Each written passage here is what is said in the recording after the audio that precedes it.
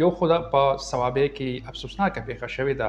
په کور کې دننه ډزې شوي دي، د رشتې تنازع وه، په هغې کې ملزمانو ښځه او خاوند وژلي دي. ایبټ آباد کې ده، هغې کې داسې شوي دي چې یو زنانه ده چې کوم رپورټس دي هغه وایي ذهني توګه معذوره وه، هغې خپل 3 زامن ماشومان چې کوم دی هغه حلال کړي. په خپل منځي کشالو په دښمنو باندې چې کم خلک مري، زه به وایم د په پاکستان په ټوله دنیا کې که موږ د دې کمپیریزن پښتونخوا سره کوو نو زیاتره خلک چې کوم دی د امنیت د دغې پیښو ټرافیکي حادثو نه بعد هغه په دغې دښمنو کې سر بیلي. په لیکي مروت کې یوه پیښه شوې وه، په یو کور کې 12 کسان چې هغه مړه شوي وو، ټول رشته دار او هغه یې وژلي وو. به تاسو به کتلی وي کوهستان چې کوم دی وخت په وخت باندې دغه قسمه پیښې رامخې ته کېږي. کوهستان ویډیو سکینډل هغې پوره ملک بلکې ټوله دنیا لړزولې وه. پیښې دي یو خو دغه غیرت قتل شو، یو ذاتي د ځمکې لانجې ډېرې زیاتې، کاروبار لانجې ډېرې زیاتې دي.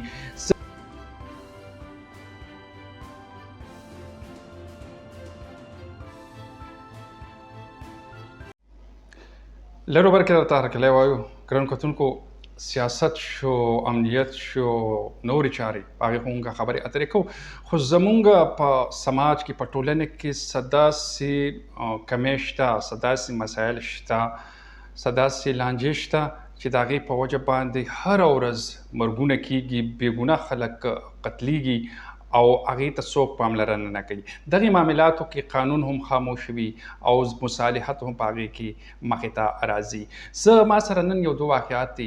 یو خو په صوابۍ کې افسوسناکه پیښه شوې ده، په کور کې دننه ډزې شوي دي، د رشتې تنازع وه، په هغې کې ملزمانو ښځه او خاوند وژلي دي، زوی وله جوبل کړی دی او په کور کې د دوی چې لور وه هغه تختولی شوې ده. بله واقعه ایبټ آباد کې ده، هغې کې داسې شوي دي چې یو زنانه ده چې کوم رپورټس دي هغه وایي ذهني توګه معذوره وه، هغې خپل 3 زامن ماشومان چې کوم دی هغه حلال کړي دي. دا هغه موضوعات دي چې په دې باندې خبره کول غواړي. سوشل میډیا دور دی، ډیجیټل دور دی، هر یو سړی په منډه دی. زمونږ د ټولنې ځینې ډېر زیات داسې حرکتونه شته چې په هغې باندې خبره کول پکار دي. تاسو به ګورئ هره ورځ په اخبارونو کې، په خبرونو کې په خپل منځي کشالو په دښمنو باندې چې کم خلک مري، زه به وایم د په پاکستان په ټوله دنیا کې که موږ د دې کمپیریزن پښتونخوا سره کوو نو زیاتره خلک چې کوم دی د امنیت د دغې پیښو ټرافیکي حادثو نه بعد هغه په دغې دښمنو کې سر بیلي.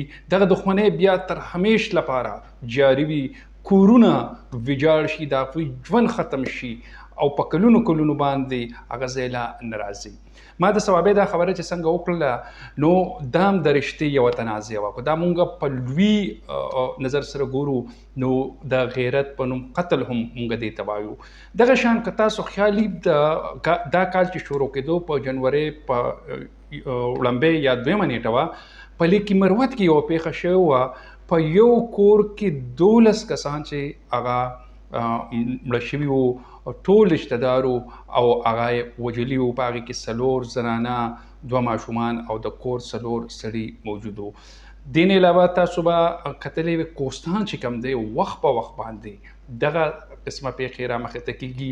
کوهستان ویډیو سکینډل هغې پوره ملک بلکې ټوله دنیا لړزولې وه. هغه معامله لا اوس هم روانه ده. هغې نه بعد سخت کال تیر کال کوهستان کې جرګې په ذریعه باندې بیا د دې فیصله کېږي چې کم سزاوار دي نو هغه قتل کېږي او د هغوی قانوني یا چې کم په دې کې زمونږ نور پولیس ته قانون نافذ کوونکي ادارې دي هغه په دې باندې بې بسه دي. نو سوال مونږ پورته کوو چې ډېرې داسې پیښې دي. یو خو دغه غیرت قتل شو، یو ذاتي د ځمکې لانجې ډېرې زیاتې، کاروبار لانجې ډېرې زیاتې دي. زمونږ پېښور چې کوم دی هلته په 2مه ورځ هره ورځ دا پیښې کېږي. دغه شان کو بیا مردان، چارسده، صوابۍ هغه هم د دې له پامان نه دي، ډېرې زیاتې په جایداد باندې د رقم په معاملو باندې داسې قسمه پیښې کېږي. ورسره زمونږ چې کوم جنوبي اضلاع دي زم اضلاع دي نو د هغې له خو خبرونه مونږ ته ډېر زیات په دې حواله باندې کم راځي. هلته په دې معامله څوک خبره نشي کولی، هلته جرګه ډېره فعاله ده.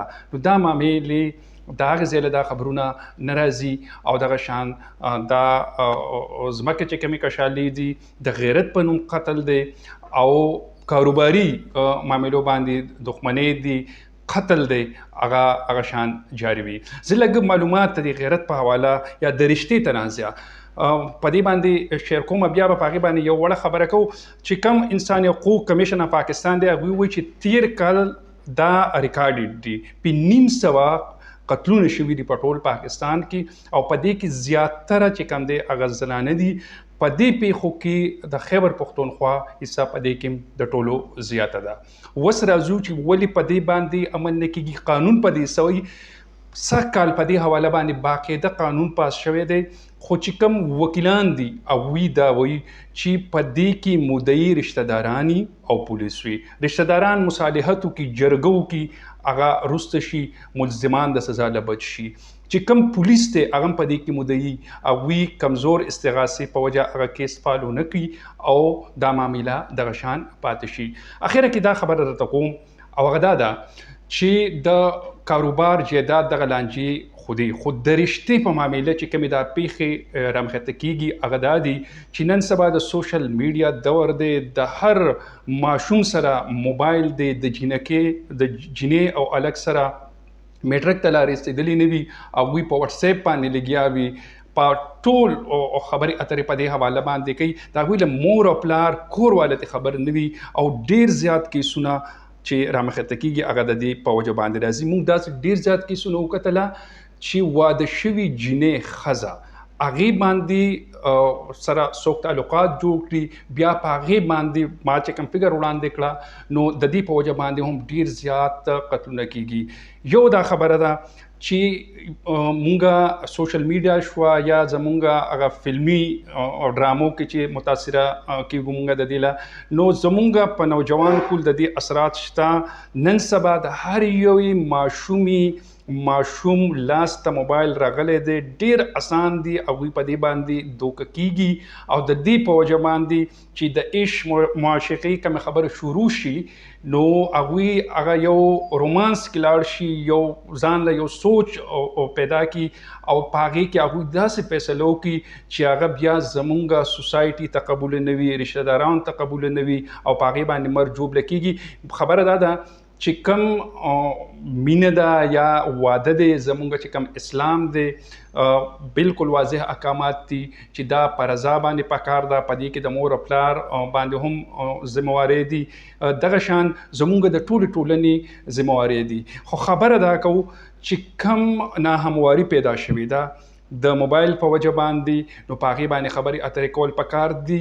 کم از کم د خپلو ماشومانو د خپلو بچو باندې نظر وساتئ چې کم دا پیښې کېږي بیا وروسته مر جوبله کېږي، ټول عمر لپاره په هغوی دښمني وي او که جرګې کېږي نو هغوی پکې ډېر څه بایللي وي. نو موږ به دا ووایو په دې باندې به موږ راتلونکي هم خبرې اترې کوو ځکه چې د پښتونخوا په لربر کې دا یو ډېر لویه مسله ده. د جایداد کاروبار او په خصوصي توګه په دې حواله رشتې چې کوم تنازع دي په دې خبره نه کېږي. دا یو ډېره زیاته سنګینه مسله ده. ډېر معاملات داسې دي چې هغه ریپورټ کېږي نه، ریکارډ کې نه راځي او ډېر داسې معاملات دي چې هغه راشي خو هغه بیا د جرګې او مصالحت د په ذریعه باندې حل شي.